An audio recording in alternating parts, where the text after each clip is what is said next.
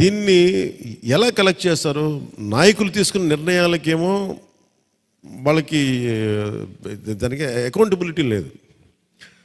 దీన్ని మట్టుకు ఒక ఇష్యూగా రేపొద్దున మాట్లాడతాను. ఫస్ట్ దీనికి అంటే మీరు ఒక పాలసీ చేసేసి సహజ క్రమంలో పాలసీ ప్రకారం లేదంటే యాక్ట్ ప్రకారం జరగాల్సినవి మీరు అమలు చేయకుండా మీరు ఇష్టారాజ్యంగా వాడేసి ఈరోజు 35,000 రూపాయలు ఆ ప్రభుత్వం చేసిన తప్పుకి కూటమి ప్రభుత్వంకి వారసత్వంగా వచ్చిన సమస్యల్లో ఇది కూడా చాలా కీలకమైంది.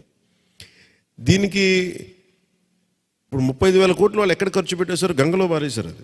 అది ఎటు చేశారో, ఏమి చేశారో, పోనీ ఎవరికైనా ఇచ్చారా అంటే అందరూ అరాకొరగా ఇచ్చారు. ఏం చేశారో కూడా తెలియట్లేదు. మీకు అన్ని సమస్యలు ఇది కూడా ఉంది.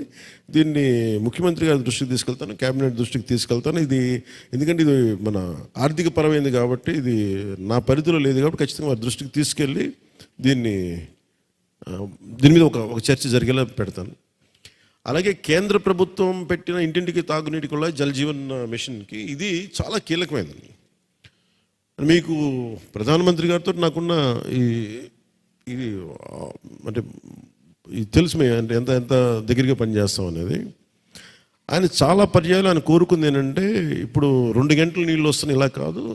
ఆయన కోరిక ఏంటంటే ప్రధానమంత్రి గారిది, గౌరవ ప్రధానమంత్రి శ్రీ నరేంద్ర మోదీ గారిది 24 గంటలు ప్రతి ఇంటికి నీళ్లు రావాలన్నది నిజంగా ఆయన సంకల్పం, ఆయన ఆకాంక్ష.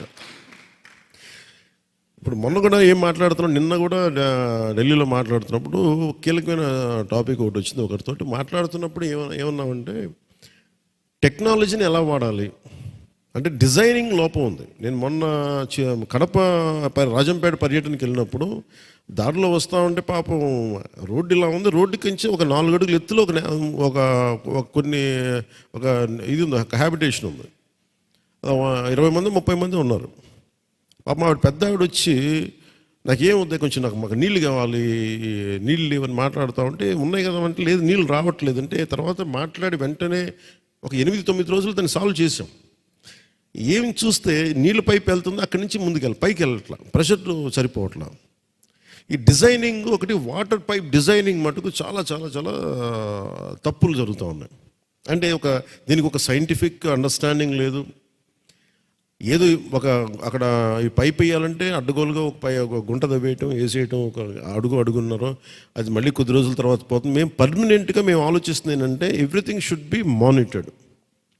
అంటే ప్రతిదీ ఒక టెక్నాలజికల్ సహాయం తీసుకొని, సాంకేతిక సహాయం తీసుకొని ఇక్కడ కూర్చొని ఏం లేదు. ఇప్పుడు ఇందాక మన రాజేంద్ర ప్రసాద్ గారు చెప్పినట్టుగా మన కరెంట్లు ఎంత ఛార్జ్ అవుతుందో తెలియట్లేదు, మీటర్స్ లేవు అనేది. ఇప్పుడు ప్రతి ఇంటికి మీటర్ ఎంత ఉందో మనకు అవగాహన ఉన్నప్పుడు ప్రతి ఇంటికి ఎంత నీళ్ళు వెళ్తున్నాయి, ఎంత ఖర్చు అవుతుంది, వేస్ట్ అవుతుంది అనేది ఆ టెక్నాలజీ అది ఉంది. కానీ మనం మనసు పెట్టి చేసే నాయకత్వం, పటిష్టమైన అధికార యంత్రాంగం ఉంటే ఖచ్చితంగా దీన్ని తీసుకెళ్ళచ్చు. దీన్ని మీరు అడుగుతున్నది అంటే మా కోరిక ఏంటో అంటే మా ఆశయం కూడా ఏం చెప్తుంటే 24 గంటలు ఉండాలి. ఇంకా కనీసం ఇది 2 గంటలు పక్కన పెట్టండి, కనీసం అనే దాంతో పని చేస్తే కనీసం 2 గంటల దగ్గర ఆగుతాం. మా ఉద్దేశం అది.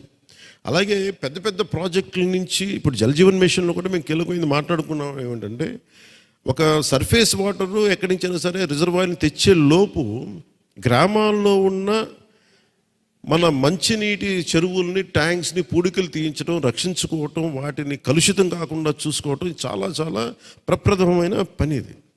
దీని బాధ్యతగా ఇది ఏంటంటే ఇది అందరు గ్రామ ప్రజలతో పాటు మన సర్పంచులతో పాటు అందరూ కలిసి రాకపోతే మటుకు మేము ఎంత చేసినా ఇదవుద్ది. దీన్ని ఎలా మోటివేట్ చేసి మన తాగునీటి అవసరాలని, మన తాగునీటి వనరులను ఎలా సంరక్షించుకోవాలి.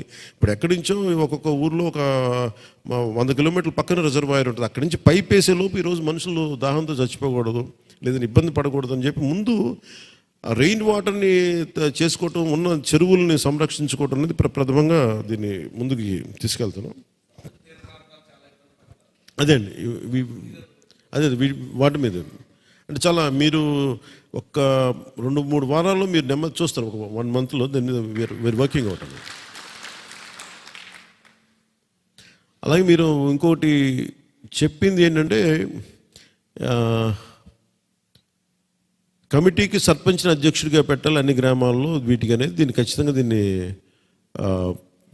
పరిశీలిస్తాం, దీని దృష్టికి తీసుకెళ్తాం. అది ఏమేమి ఉన్నాయి, దీనికి అడ్డంకులు ఉన్నాయండి దీనికి? ఓకే, దీని మీద ప్రజెంటేషన్ నాకు ప్రజెంట్ చేస్తే దాని మీద సరైన నిర్ణయం తీసుకుంటాను. అలాగే మైనర్ గ్రామ పంచాయతీ గతంలో ముఖ్యమంత్రులు శ్రీ ఎన్టీఆర్ గారు, వైఎస్ఆర్ గారు, చంద్రబాబు గారు ఇచ్చిన విధంగా ఉచిత విద్యుత్ని జగన్మోహన్ రెడ్డి గారు దోచి ఇవ్వాలని డిమాండ్ చేస్తున్నాం అనేది మీరు రాశారు. కాకపోతే మీరు ఇది మళ్ళీ మన ప్రభుత్వం వచ్చి మిమ్మల్ని బిల్ కట్టమని ఏదన్నా అన్నారా?